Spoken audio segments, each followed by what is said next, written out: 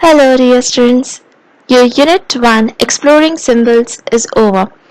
The explanation of the chapter is done, the exercises have been solved, all the activities have been done, and now it's time for revision.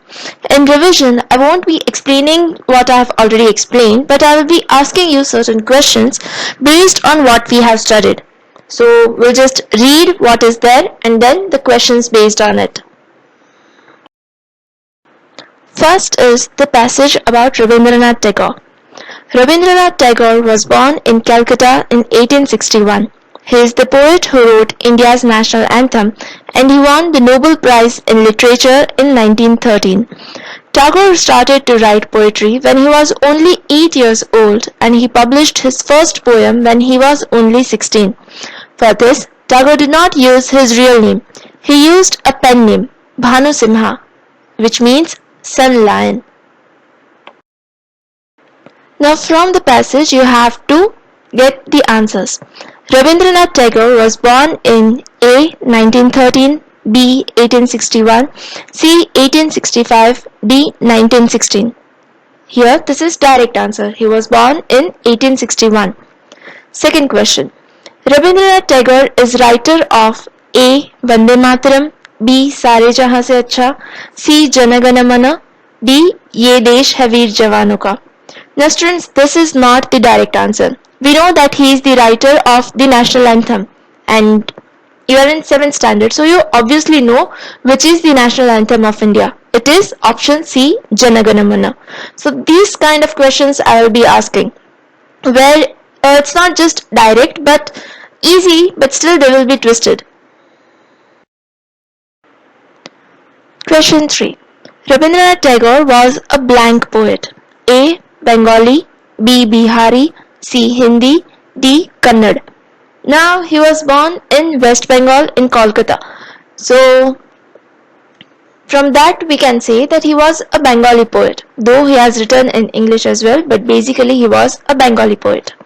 Fourth, Tagore used blank for his first poems. A. Pet name, B. Real name, C. Fake name, D. Pen name. Students, I have explained you the difference between pet name and pen name, and you already know the difference between real name and fake name. So the answer is D. Pen name. Question 5. Tagore's first collection of poems was published in A. 1861, B. 1916, C. 1878, D. 1865. Now again, this question's answer is not directly given in the passage, but we know that his first collection of poems was published when he was 16 years old. So, and we have also been given the date when the year in which he was born. So from that, I guess it's very easy for you to count, like 1861 plus 16, the years here and there. But which is the nearest answer? It is 1878. So from that you will have to find answer. It is option C, 1878. Next kind of question which I can ask from the passage is, see whether the following sentences are true or false. Tagore was born in West Bengal. True. Tagore was a Nobel Prize winner. True. Tagore started writing poetry when he was 16. False. His poetry was published when he was 16, not he started writing. He started writing from the age of 8. Rabindranath's pen name was Sun Lion.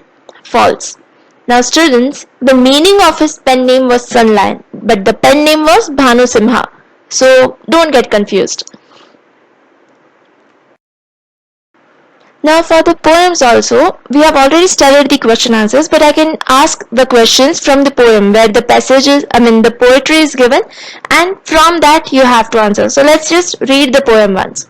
Where the mind is without fear and the head is held high, where knowledge is free, where the world has not been broken up into fragments by narrow domestic walls, where words come out from the depth of truth, where tireless striving stretches its arms towards perfection, where the clear stream of reason has not lost its way into the dreary desert sand of dead habit, where the mind is led forward by thee into ever-widening thought and action, into that heaven of freedom, my Father, let my country awake. Now from the poem you have to understand the meaning and then choose the correct option. The words where knowledge is free conveys A. Knowledge is free of cost. B. More accessibility of knowledge is possible. C. Knowledge is not banned or restricted.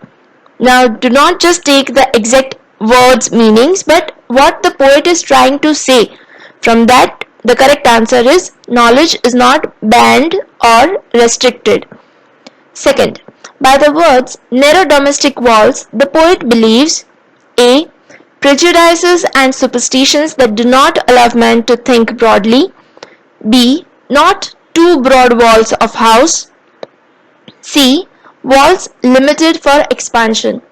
Now while explaining the poem I have been thorough about this, like narrow domestic walls, the prejudices, the biases and the superstitions which block people to think broadly, that which create narrow-mindedness. So the correct answer is option A, prejudices and superstitions that do not allow men to think broadly. Third, the meaning of the word dreary is A. Interesting, B. Saddening, C. Exciting. And the answer is option B, saddening, or well, doing meaning, I also gave the word cheerlessness.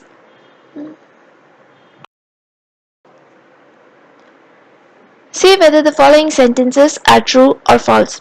The poet wishes to be awakened to a heaven where the mind can work fearlessly and the spirit can hold its head high. True. The poet wants that everybody should get knowledge free of cost. False. When the poet says where knowledge is free, he does not mean that it is free of cost. He means it is free for all. Everybody can get knowledge. Third, this poem reveals a feeling of patriotism, for a feeling for our nation. True. This poem talks about dead traditions. False. There is just one line about dead traditions, but the poem is not centered on it. So it is not talking about dead traditions. Now the next passage is the story of the fox and the rabbit. There was once a very clever fox who loved to brag of his cleverness. One day he said to the rabbit, "I am so clever," he said, "that I know 100 ways to escape enemies." "Wow," the rabbit said, "I have only one, but it works well."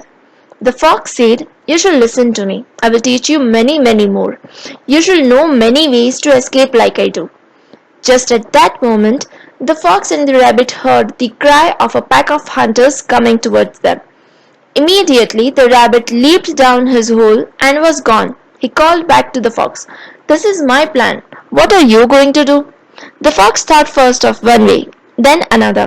Then he thought of a better way. Then he considered another way. And while he was thinking of all his clever choices, the hunters caught him up and he was soon carried off. Now from the passage, you have to say whether the following sentences are true or false. The fox was very clever. Well, ideally the foxes are the symbol for cleverness or cunningness, but from the story, was the fox in our story clever? False. The rabbit was really foolish. False. He was able to save himself, so we cannot say that he was foolish.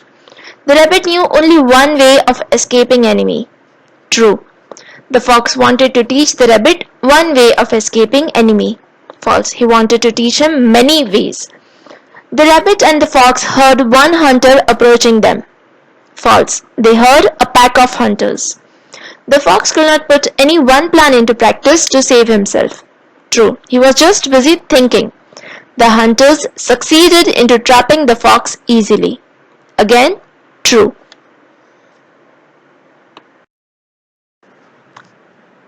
So that was for the revision of Unit 1 Exploring Symbols.